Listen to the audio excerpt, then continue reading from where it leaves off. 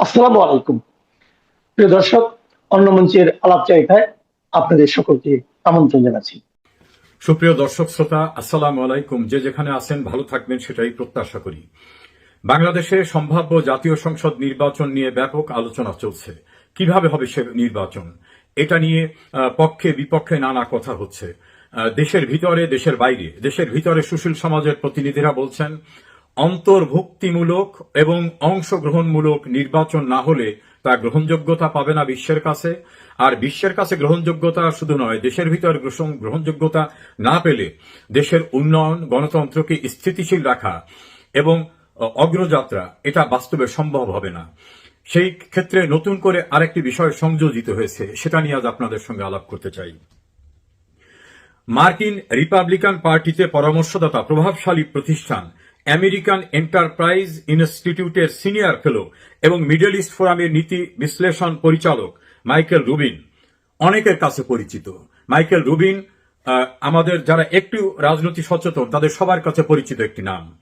তিনি সম্প্রতি তার ফার্স্ট পোস্টে তিনি কিছু কথা বলেছেন, তিনি পরামর্শ দিয়েছেন বর্তমান মার্কিন সরকারকে। তিনি বলছেন যেটা, আমরা সেটা নিয়ে একটু আলোচনা করতে। তিনি প্রেসিডেন্ট ডোনাল্ড ট্রাম্প এবং পররাষ্ট্রমন্ত্রী মার্কো রুবিকে সতর্ক করে দিয়েছেন তাদের উচিত নয় বাইডেন প্রশাসনের বাংলাদেশ বিষয়ক নীতি পুনরায় অনুসরণ করা। অর্থাৎ বাইডেন যে কাজটি করে গেছিল সেই নীতি বাংলাদেশে অনুসরণ করা ঠিক হবে না। রুবিনের বিশ্লেষণে বলা হয়েছে বাংলাদেশের রাজনৈতিক ও সামাজিক পরিস্থিতির গুরুতর সংকটের দিকে ধাবিত হচ্ছে, যা আঞ্চলিক স্থিতিশীলতার জন্য বড় হুমকি হয়ে দাঁড়িয়েছে। ফার্স্ট পোস্টে লিখিত একটি প্রতিবেদনে রুবিন বলেছেন, 1 বছরের বেশি আগে বাংলাদেশের নির্বাচিত প্রধানমন্ত্রী শেখ হাসিনাকে শিক্ষার্থী আন্দোলনের বিক্ষোভের মাধ্যমে অপসারণ করা হয়েছে। শেখ হাসিনার সমালোচকরা অভিযোগ করেন যে তিনি এবং তার পরিবার সরকারি প্রতিষ্ঠানগুলোকে নিজেদের গৌরব ও ক্ষমতা প্রদর্শনের জন্য ব্যবহার করেছেন, নির্বাচনে হস্তক্ষেপ করেছেন এবং সরকারি প্রকল্পে অনিয়ম দুর্নীতির অভিযোগ এসেছে। এই রুবিন কিন্তু 2008 সালে বাংলাদেশে নির্বাচন পর্যবেক্ষণ এসেছিলেন এবং নির্বাচনের উপরে তার পর্যবেক্ষণ রিপোর্টে বাংলাদেশে সুন্দর নির্বাচন হয়েছে, নিরপেক্ষ, অংশগ্রহণমূলক, অন্তর্ভুক্তিমূলক, এভাবে তিনি রিপোর্ট দিয়েছিলেন, ইতিবাচক মতামত দিয়েছিলেন। শেখ হাসিনাকে অপসারণের পর শিক্ষার্থীদের বিক্ষোভ, যা মূলত মুক্তিযোদ্ধা কোটা বাতিলের দাবিতে শুরু হয়েছিল, তা সহিংস আকার ধারণ করেছিল, এটা রুবিন তার ফার্স্ট পোস্টে বলেছেন। রুবিনের মতে প্রকৃতপক্ষে পাকিস্তানের আইএসআই, দর্শক শ্রোতা খেয়াল করবেন, পাকিস্তানের আইএসআই সম্ভবত কাতার ও তুরস্ক অর্থায়নে এই বিক্ষোভকে উস্কানি দেওয়া হয়েছে। রুবিন যতটা বলেছেন, তিনি যেহেতু রিপাবলিকান পার্টির অ্যাডভাইজার, হয়তো তিনি সবটা বলতে পারেনি। এইখানে জর্জ সরোজের ফ্যামিলি অর্থ ইউএস এইড বাংলাদেশে ব্যবহৃত হয়েছে, এটা অস্বীকার করার কোনো সুযোগ নাই। বাইডেন প্রশাসন তখন এই পরিবর্তনকে গণতান্ত্রিক অগ্রগতি হিসাবে উল্লেখ করেছিল। রুবিন তার বক্তব্যে বলছেন যে বাইডেন প্রশাসন এটাকে গণতান্ত্রিক উত্তরণে অগ্রগতি হিসাবে উল্লেখ করেছিলেন। তারপর রুবিন বলছেন যে জাতিসংঘে ডক্টর ইউনূসের সঙ্গে সাক্ষাতে বাইডেন বাংলাদেশের শিক্ষার্থীদের আন্দোলনের প্রশংসা করে বলেছিলেন নূতন সংস্কারমূলক এজেন্ডা বাস্তবায়িত হবে। যুক্তরাষ্ট্রের সমর্থনের প্রতিশ্রুতি তিনি দিয়েছিলেন, বাইডেন দিয়েছিলেন প্রতিশ্রুতি, নট ডোনাল্ড ট্রাম্প। রুবিনের মতে ডক্টর ইউনূস সংস্কার ও প্রকৃতপক্ষে স্বৈর শাসন প্রতিশোধমূলক কর্মকাণ্ড। ডক্টর ইউনূসের কর্মকাণ্ডকে রুবিন বলছেন এটা স্বৈরাচার এবং প্রতিশোধমূলক কর্মকাণ্ড। তিনি রাজনৈতিক প্রতিপক্ষ, সাংবাদিক, নাগরিক সমাজ নেতা ও প্রাক্তন ধর্মনিরপেক্ষ নেতাদের বিরুদ্ধে মিথ্যা অভিযোগ করেছেন। বাংলাদেশে হিন্দু ও খ্রিস্টান সম্প্রদায়ের লক্ষ্য করেছেন। বাংলাদেশে যারা অসাম্প্রদায়িক লোক, রাজনৈতিক নেতা, সাংবাদিক, সাহিত্যিক, বুদ্ধিজীবী, তাদের উপরে যে নিপীড়ন শুরু হয়েছে সেটা তিনি তার ফার্স্ট পোস্টে বলেছেন। ইউনূস তার 2 দশক আগের নোবেল শান্তি পুরস্কারকে এমন কাজে ব্যবহার করেছেন, অর্থাৎ নোবেলের নামটি ব্যবহার করে অত্যাচার চালাচ্ছেন।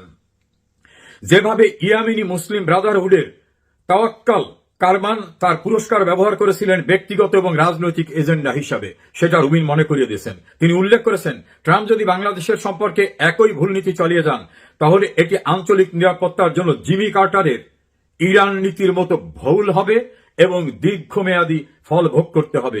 রুবিনের মতে ট্রাম্প ও রুবিনের উচিত বাইডেন ও তৎকালীন পররাষ্ট্রমন্ত্রী অ্যান্টনি ব্লিংকেনের ব্যর্থ নীতি পরিবর্তন করা। তাদের উচিত প্রকৃত ঘটনা যেমন তা স্বীকার করা, ইউনূসের বিরুদ্ধে তার দায়িত্ব, সাংবাদিক, প্রাক্তন আইন প্রণেতা ও নাগরিক সমাজ নেতাদের নিপীড়নের জন্য নিষেধাজ্ঞা আরোপ করা। অর্থাৎ ইউনূসের বিরুদ্ধে নিষেধাজ্ঞা আরোপ করার কথা রুবিন মার্কিন প্রেসিডেন্ট ডোনাল্ড ট্রাম্প এবং তার পররাষ্ট্রমন্ত্রীকে পরামর্শ দিয়েছেন। মনে রাখবেন, এই রুবিনই কিন্তু তাদের পরামর্শদাতা প্রতিষ্ঠানের সিনিয়র ফেলো।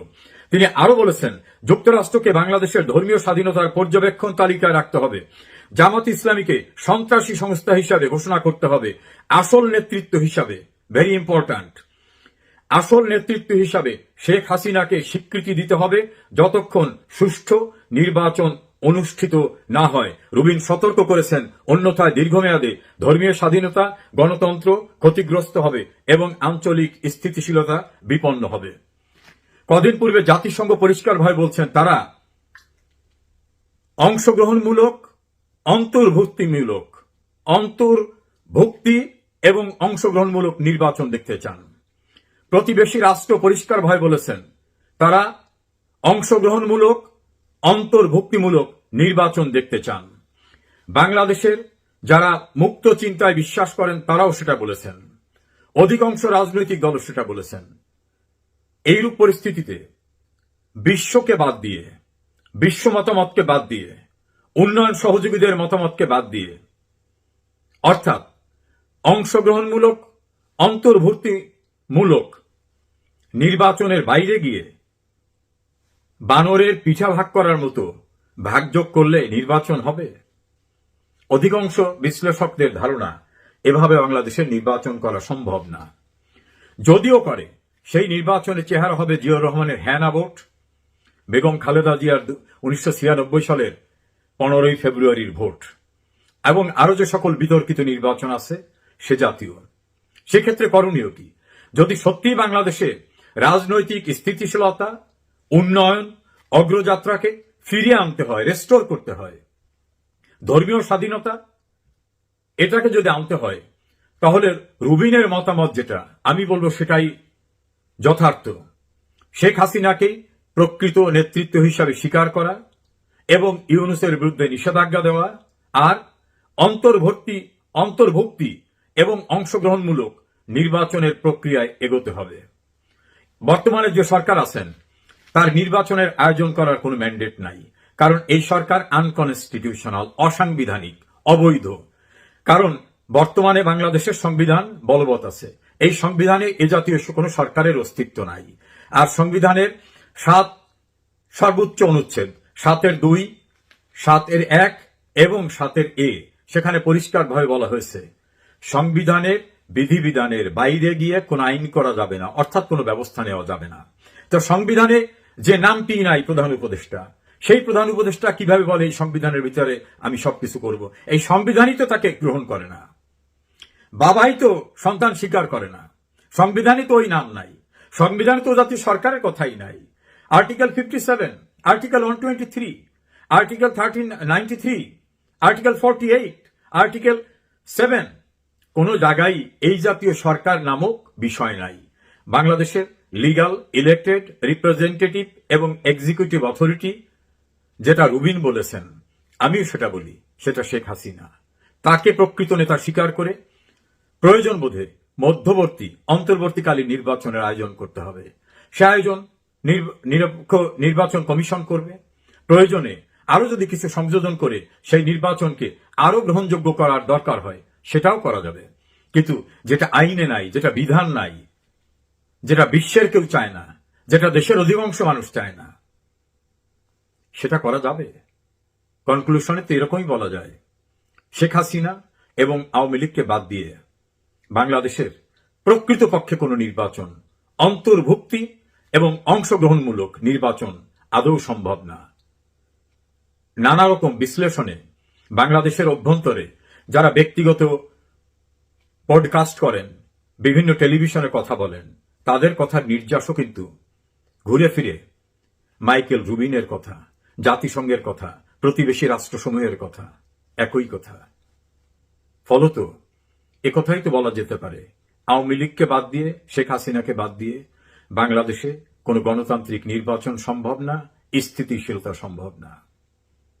স্বপ্ন অনেকে দেখা যায়, যে স্বপ্ন বাস্তবায়ন সম্ভব না, সেই স্বপ্ন যারা দেখছেন, অর্থাৎ আওয়ামী লীগকে বাদ দেওয়া, শেখ হাসিনাকে বাদ দেওয়া, মুক্তিযুদ্ধের পক্ষের সমস্ত রাজনৈতিক দলদের বাদ দেওয়া, অসাম্প্রদায়িক রাজনৈতিক নেতৃবৃন্দ, সাংবাদিক, সাহিত্যিক, বুদ্ধিজীবী সবাইকে কারাগারে আটকে রেখে দেশ শাসন করার এই স্বপ্ন অনেকে দেখেছিল। জিয়াউর রহমান ক্ষমতায় থাকা অবস্থায় প্রতি রাতে কারফিউ জারি করে টিকে থাকছিলেন।